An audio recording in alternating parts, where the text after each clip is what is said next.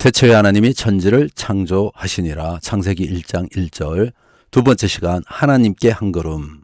신앙의 여정을 시작하는 당신에게 가장 먼저 들려드릴 이야기는 하나님에 대한 이야기입니다.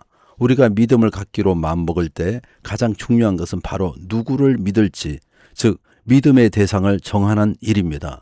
누구를, 무엇을 믿느냐에 따라 우리의 삶의 방향과 가치가 완전히 달라지기 때문입니다. 아무리 열심히 노력해도 만약 그 믿음의 대상이 분명하지 않거나 결국 사라질 헛된 것이라면 우리의 마음은 계속 공허할 수밖에 없습니다. 하지만 믿음의 대상이 온 세상을 만드신 근원이자 조금도 부족함이 없는 완벽한 분, 바로 하나님이라면 어떨까요? 이야기는 완전히 달라집니다. 하나님은 만물의 창조자이실 뿐 아니라 사랑과 진리로 다스리는 주인이십니다. 하나님을 알아갈수록 우리는 하나님의 위대하심과 거룩하심을 깨닫고 더욱 깊은 신뢰와 사랑으로 반응하게 될 것입니다.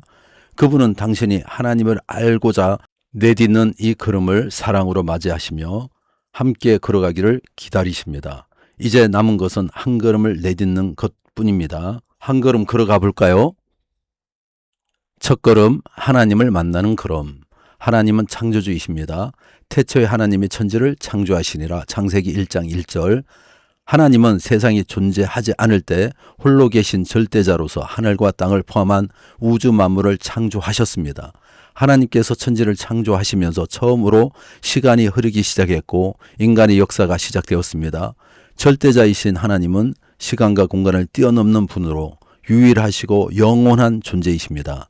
모든 피조물은 우연히 만들어진 것이 아니라 하나님께서 신실한 계획 가운데 창조하셨고 그 계획에 따라 지금도 보존하시고 통치하고 계십니다.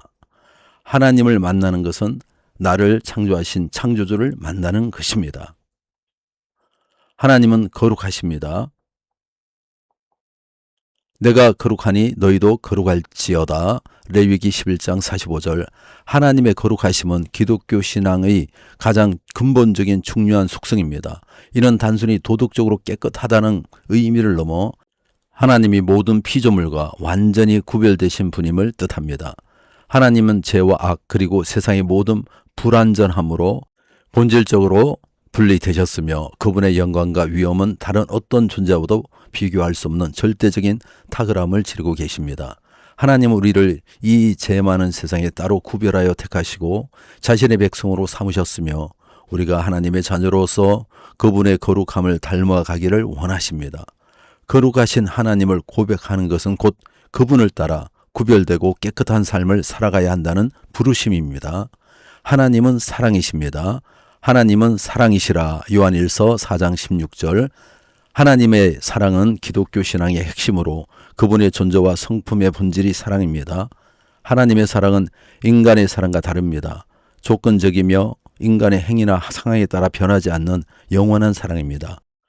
그분의 사랑은 은혜와 자비를 통해 나타납니다. 받을 자격이 없는 우리에게 사랑과 구원을 주시고 고통받는 자를 외면하지 않으시며 긍휼히 여겨 주십니다. 하나님의 사랑은 예수 그리스도 안에서 가장 분명하게 나타난 완전한 사랑입니다. 하나님의 사랑은 인간의 지식으로 다 헤아릴 수 없을 만큼 강대합니다. 하나님은 살아계십니다. 하나님을 알만한 것이 그들 속에 보임이라. 하나님께서 이를 그들에게 보이셨느니라. 로마서 1장 19절.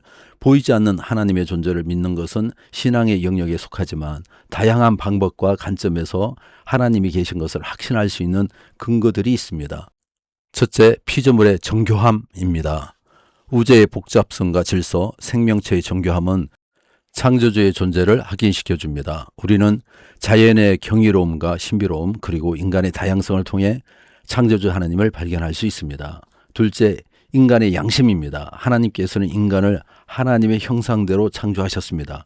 그리고 다른 피조물과 달리 인간에게는 양심과 이성, 판단력을 주셨습니다. 인간은 죄를 범할 때 내면의 불편함, 즉 양심의 가책을 느낍니다. 셋째, 성경입니다. 성경은 여러 세기에 걸쳐 다양한 저자들에 의해 기록되었음에도 일관된 메시지를 전달합니다. 이는 성경이 하나님의 영감으로 쓰였음을 보여줍니다. 또한 성경에는 수많은 예언이 있으며 그 중에 많은 것들이 실제로 성취되었고 지금도 이루어지고 있습니다. 이러한 성경의 일관성과 예언의 성취는 하나님의 살아계심을 증거합니다. 성경은 하나님의 살아계심의 가장 완벽한 증거입니다. 오늘의 한 걸음 감사 찾기. 오늘 하루를 돌아보며 하나님이 만드신 자연 가운데 감사할 점 2가지를 적어보세요. 여러분 감사할 거 되게 많았죠, 그죠? 한번 적어보시기 바랍니다.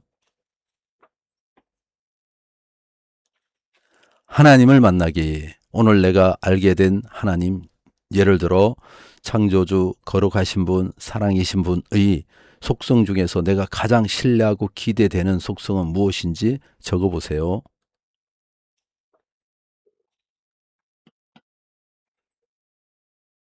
마음 나눔입니다. 모든 것을 창조하신 하나님, 이 세상 곳곳에 담긴 주님의 능력과 솜씨를 찬양합니다.